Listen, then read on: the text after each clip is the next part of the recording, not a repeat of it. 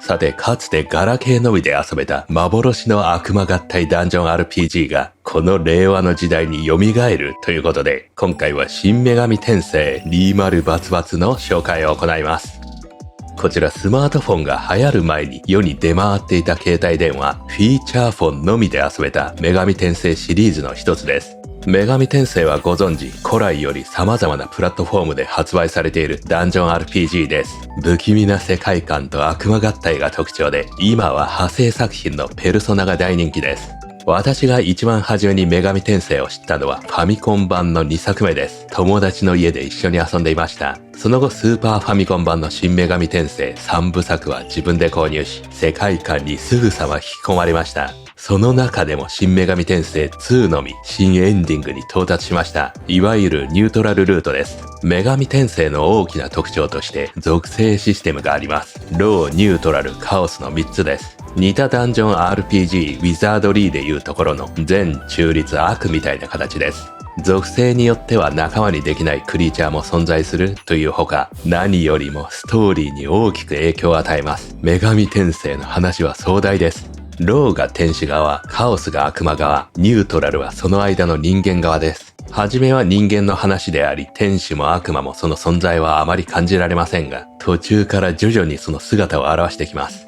人が天使や悪魔になり変わります。あるいは天使や悪魔が人になり変わっている場合もあります。これが新女神転生の雰囲気を形作るそのものの正体です。とにかくその瞬間が不気味です。急に化けます。お前は人じゃなくなったのかとか、人に化けていたのかとか思うわけですが、そこら辺は説明されません。想像をかき立ててくれます。最後の最後はルシファーやサタン、あるいは存在 X 的な神のような何かがいたりと、えらいこっちゃになり、ボス的のグラフィクスもとんでもない豪華なものになります。その最後でお前がそうなるのかよと、登場人物が何かになり変わった時、心を動かされます。新女神転生は当時の 2D のピクセル調のイラストで、今の私のアイデンティティを作るのに多大な影響を与えたシリーズでもありました。なおかつ新女神転生は難しめのバランスで、セーブのタイミングによってはやり直しが効かなくなってしまうこともあります。一作目では最後の方でロールートに行ってしまい、そこでやっちまったと諦めてしまいました。という経験から2作目はどちらにもよらないような選択を取ることでニュートラルで行きました。ニュートラルはどちらにも属さないということで、ロー、カオス両方を相手にするルートでもあります。それが誠のルートかはさておき、展開的には一番壮大となります。次に女神転生というと悪魔合体があり、まずは敵を仲間にするところから始まります。戦闘前に会話で交渉し、仲が良いとすんなりとパーティーに入ってくれたり、あるいは物をもらえます。運が悪いと交渉が決裂し、襲いかかってきます。それを踏まえ、交渉はせずに初めから戦うのもありです。この交戦時にはミーム的な会話のフレーズがあります。俺様お前丸かじりとか、今後ともよろしくとか、悪魔を殺して平気なのとかです。中には確率でレアなやりとりも存在し、聞いたことがないような交渉が発生したりもします。そしてこの確率がまた一つ新女神転生を形作っています。悪魔合体時ランダムで失敗し、ありえない合成がなされたりします。それを素材にしつつ超レアな悪魔が作れることもあります。また何か条件を満たした状態でとあるマスでのみ確率で登場する強大な敵というものもあります。この隠し要素の存在が新女神転生の世界を広げてくれました。当時はインターネットがなく、偶然にでも出会ったイベントは隠し要素かどうかもわかりません。各個人で異なる体験が得られるわけで、それを調べる術もなく、半ば都市伝説的に友達間で語られたわけです。そんな新女神転生シリーズですが、なんとモバイル版もありました。フィーチャーフォン、ガラケー版です。調べてみたら4作出ています。新女神転生3である if の狭間編、新女神転生2の過去編である20バツバツ、完全新作の東京鎮魂歌、それと20バツバツのスピンオフ、デビルコロシアムです。存在は知っていましたが気に留めていませんでした。ガラケーだからミニゲーム的なのかなとも考えていました。しかし今回20バツバツをプレイしてみたところびっくりしました。スーパーファミコン版のまんまです。確かにスーパーファミコンのグラフィックス面はピクセルで表現されているため、そのまま表現できるんだなと感動しました。確かにガラケー版は正当続編です。何よりも新女神転生 IF の経験があるため、ガラケー版にもすんなり入ります。IF は全く異なる2つの世界観のゲームが同梱している作品です。よってさらに何編が追加されようと受け入れられます。今のところ20バツバツ以外には東京鎮魂歌も移植が決定しています。ネット上の情報によると配信されなかった幻の第7章があるとのことで、それがどうなるのかといったところです。あとは残りの2つの作品も今後移植がありそうです。20バツバツを遊んだ感想としては、これぞダンジョン RPG のハクスラゲーだと感じます。まず序盤のちまちま育成の面白さです。同じフロアでのレベリングとお金を貯めての装備集め、それと仲間集めと合体をひたすら行います。ここが面白いわけです。今回のプレイもほぼそれで終わりました。オート戦闘もあり、文字速度の高速化や演出のカットもできます。またどこでもセーブが可能です。これは元は携帯端末であるためです。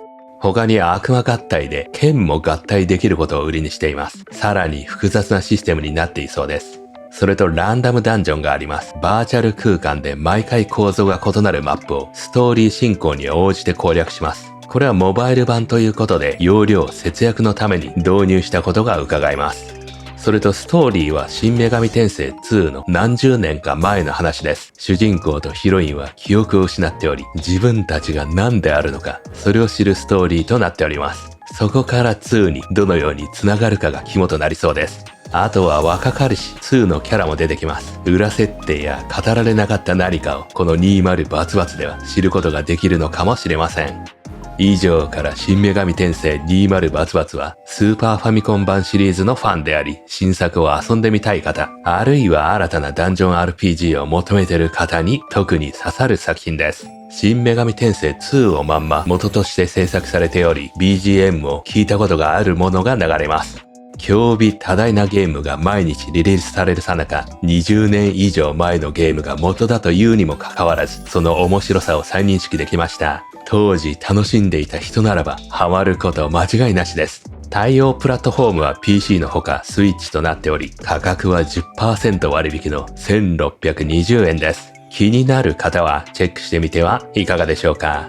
というわけで一体どんなゲームシステムなのか、実際にプレイした様子をギュッとまとめたので、どうぞご覧ください。それでは始めていきましょう。新女神転生20バツバツ。オートセーブには対応していない。ああ、こんな画面で遊ぶんだ。いつでもセーブが可能とのことですね。発売は2004年。よし、ニューゲーム。かなり難しいゲームとのことですが。1990バツ年。東京大破壊。悪魔が出現した東京を消し去ろうと。あとトールマン。いたね。2003、30年経った？東京大洪水。さらに、今何年かわからない。復興されつつ都市があると。東京ミレニアム。始まった。ちょっとぼやけてる感じがしますね。設定で、なんか変えられんのかな？起きたか？たまちゃん、遊びに行こうぜ。名前モスか。お、勝手に動いてますね。おう。女神転生のダンジョンですね。このカクカクした感じ。スーパーファミコン版だ。で、どこでもセーブある？これでセーブか。はい。設定とかあんの？これか。フィルターってなんだ？フレームオフ。お、フレームオフにするとどうなる？モバイルのあれがなくなるんだ。こっちの方が広いですかね、画面。うん、広いね。こっちの方がいいかな、じゃあ。でもフィルターオフにしたらくっきりしました。かもしれませんね。これでいきましょうか。十字キーの横を押すと横回転。下を押すと後ろ向く。左右移動はなんだ？これは街中の NPC ですね。昔は街中に悪魔がいたが、今は出なくなったと。何があったんだ？三角を押したままだと、後ろ下がるとき、前を向いたまま下がれますね。で、この始まりって、新女神転生2と同じ感じですかね。なんか戦うみたいなね、そういう内容だった気がしますけれど。ただあいつがいましたよね、なんか。ジムのトレーナーみたいな。一作目でもいた。あいつは出てくんのかな？三角を押したままでも横移動できますね、平行移動。今の BGM、懐かしい。これよく聞いてましたね。そのまま再現してるんだ。ガラケー版ではね、どうなのかな、その、スーパーファミコンのね、音源。それとは異なって制限があると思うんだけど。でも今の BGM 聞く感じ、全然悪くありませんね。メシア教徒、いましたね。これ、ローガーかな？ 3 つの勢力のうちね。まあ、天使とか神様。そっちに仕える人たちですね。メシア教会、回復ができるんだ。なんかもらえんのか？悪魔と交渉できる。悪魔召喚プログラム。で、画面左上の月の満ち欠け。それも戦闘とか影響しましたよね。悪魔が凶暴になるとか。で、マップ見れるな、よく見ると。こっから見れるのか？マップ機能があるんであれば、楽ちんだね。バーチャルバトル。ランダムでマップが生成される。ボスを倒せばクリア。セーブできない。わかりました。お、うわ、いかにも怪しい女の子。メガデンっぽい。ここは寒い、暗い。助けて、助けよう。あなたはどこ？あ、怖いな顔がお前。あれ？どうした？女の子？悪魔じゃなくて女の子だ？確かにね。ちょっと様子がおかしかったよね。故障かもしれないと。さあ、これで始まったようだね。世話できない。なんてことだ。さあ、初めての戦闘。勇気ガキ。懐かしい。会話できない。ね、やってみよう。ダメだ、話にならない。じゃあ戦闘だ。いけ。ソードにガン。敵によってはガンはね、跳ね返されますね。コンプはこれなんだこれ。サモン、召喚、アナライズ、分析できる。アナライズしてみよう。できない。バーチャル空間でできないのか。バトルエフェクト、メッセージスピード。ちょっぱいにもできるんだね。メッセージスピード。後でちょっぱいにしましょう。モード3つあるけど。と戦うか。あいよ。切りかかった。ズバ。おお。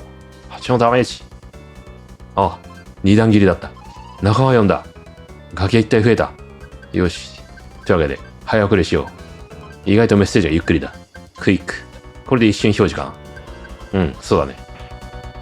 さあ、ダメージ受けたか？てか2体いますね、これ。1体に見えるけど。1体倒した。画面上に書かれてますね、中央。で、敵弱ると、画面中央へアイコンもね、弱って、レベルアップ。さあ、何を上げていくか。たまちゃん何上げたらいいんだ？まあ、戦闘は仲間に任せるんであれば、体力とか速さ、こっち上げていいんじゃないの？お、ピクシーだ。仲間になってくれる。やった。お、今後ともよろしく。懐かしすぎて、感類である。お、ちょんちょん、いたな、こんなの。4体いるけど勝てる？まずい。悪魔召喚しない、よく見ると。まずい。真相。一応呼んでみようか。呼ぶと一旦かかる。何にせよダメっぽい。ピクシー強いぞ。ピクシー！まずい！終わる！一回逃げたいけど。ね、勝ってみよう。魔法あるじゃないか、よく見ると。ライフ回復。さあ、魂の回復。ピクシーが早くも。端がずるいぞ、お前ら。4体も。頑張れ。やったー。復活。ピクシー。600。全然足りない。なんてことだ。もっと仲間を増やさなくてよ。さあ来たよ。お、ノッカー。これいけそうじゃない？トーク。友好的。経験値にしようってわけじゃないんだ。もちろんだ。おいらもう帰っちゃった。何にももらえなかった。ゾンビドッグは手のけをしている。近づく遠慮しとく。近づくと、まずいことになるかもしれないが、近づいてみよう。これやろう。アイテムもらった。レッカースラム。装備品か。よし。武器を置こう。ここら辺の会話全部一緒ですね。スーパーファミコンと。ダメだ。終わってしまうんだ。カヌーコア。常世の国。ゲームオーバー画面。さあ、川を取るのだ。容赦なく戻された。80マッカ。高い。まだ足んない。きたー！今後とヨロピー。召喚だ。ようやく2人パーティー。これ戦闘も多少楽になるんじゃないか？リカバー。これ全員回復か。味方の魔法とか使ってね。ここか。邪教の館。悪魔合体。これは？この丸は何をしてるんだ？ピクシーにノッカー。イヒか。容器。出会ったことがない悪魔をね、仲間にすれば、また再びピクシーとかノッカーは仲間にできますからね。いろんなパターン試そう。何にせよいい光になるな、これ。ノッカーにこぼると。アーシーズ。レベル10。これレベル制限ってありました？ダメだな。うん。自分のレベル以上無理っぽいね。そう、レベル8になったので、悪魔買っていきましょう。いけ！いいか！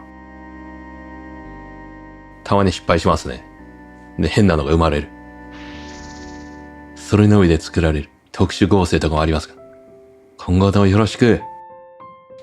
ジャック・フロスト来たー！ジャック・オーランタンとジャック・フロスト。メガテンのマスコット的なキャラクターですね。レベル12か。さあ、本日はここまでですね。こちら気になる方はぜひ購入して遊んでみてください。それではまた次の動画でお会いしましょう。